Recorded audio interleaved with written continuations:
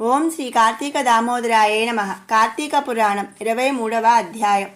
కావేరియందు పురంజయుడు కార్తీక వ్రతము చేయుట. అగస్త్యముని పలికెను, అత్రిమునీంద్ర, పురంజయుడు యుద్ధమందు జయమొందిన తరువాత ఏమి చేసెనో నాకు తెలియజెప్పుము అని పలికెను.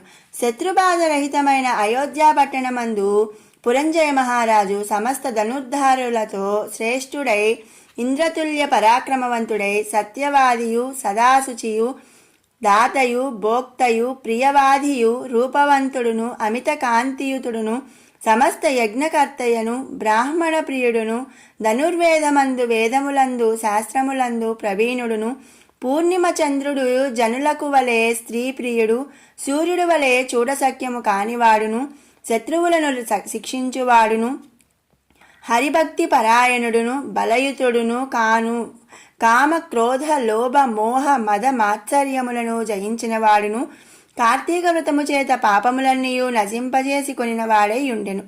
ఇట్లున్న పురంజయునకు విష్ణుసేవయందు బుద్ధి జనించి హరిని ఎట్లా ఆరాధింతును, ఏ దేశమందు, ఏ మాసమందు, ఏ క్షేత్రమందు సుఖముగా ఆరాధింతును ఇట్లని చింతించుచున్న రాజుకు ఆకాశవాణి ఇట్లని, ఓ పురంజయ, శీఘ్రముగా కావేరికి పొమ్ము. అచ్చట శ్రీరంగమను దివ్యక్షేత్రం ఉన్నది.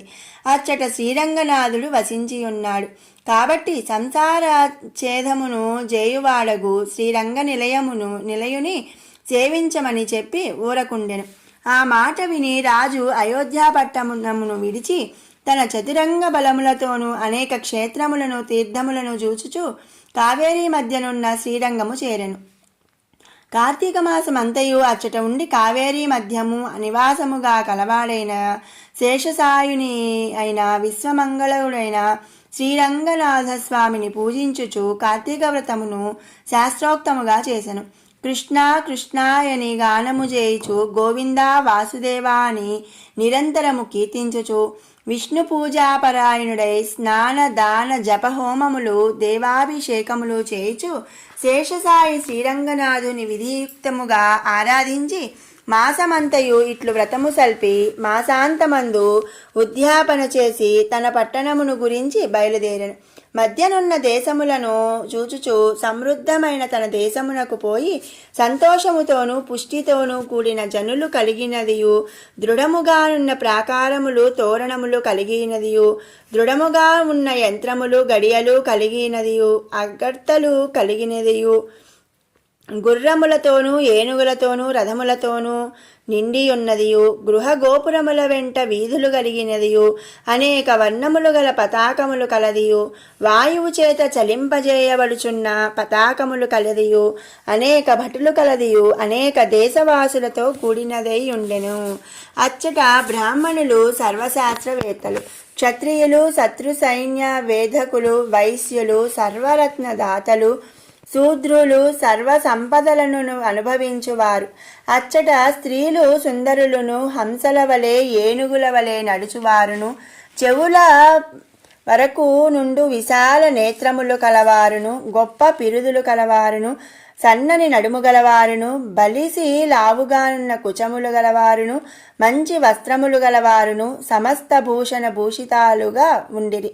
అచ్చటి వయస్యలు సంగీతమందు నృత్యమందు నిపుణులను, సౌందర్యముతోనూ లావణ్యముతోనూ కూడియున్న వారును, నిత్యమానంద యుక్తులు, మదోన్మత్తులను, సమస్త శ్రీగుణ భూషితులై చూచుటలోను మాట్లాడుటలోను బహు నేర్పరులై సభలలోను రాజమార్గములలోను రచ్చలలోను ఆటలాడుచుండేవారై ఉండిరి. అచ్చట కుల స్త్రీలు గుణవంతులై సర్వాభరణ భూషితులై పాతివ్రత్య పరాయణులై ఉండిరి. ఓ అగస్త్యమునీంద్ర, అచ్చట మనుజులందరూ తమ తమ వర్ణాశ్రమ ధర్మములందు ఉండిరి. పురంజయుడిట్లున్న పట్టణమును చూచి సంతోషించను. యథా రాజా తథా ప్రజాను, న్యాయమును బట్టి రాజు న్యాయవర్తనుడైన ప్రజలను న్యాయమందే ఇందురు గదా. పురజనులందరూ రాజు వచ్చుటను విని వేలు గూడి ఎదుర్కొనిరి.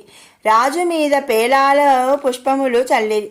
రాజు పట్టణమును ప్రవేశించి తన ఇంటి ముందు ప్రవేశించి నది మొదలు ధర్మయుక్తముగా భూమిని పరిపాలించెను.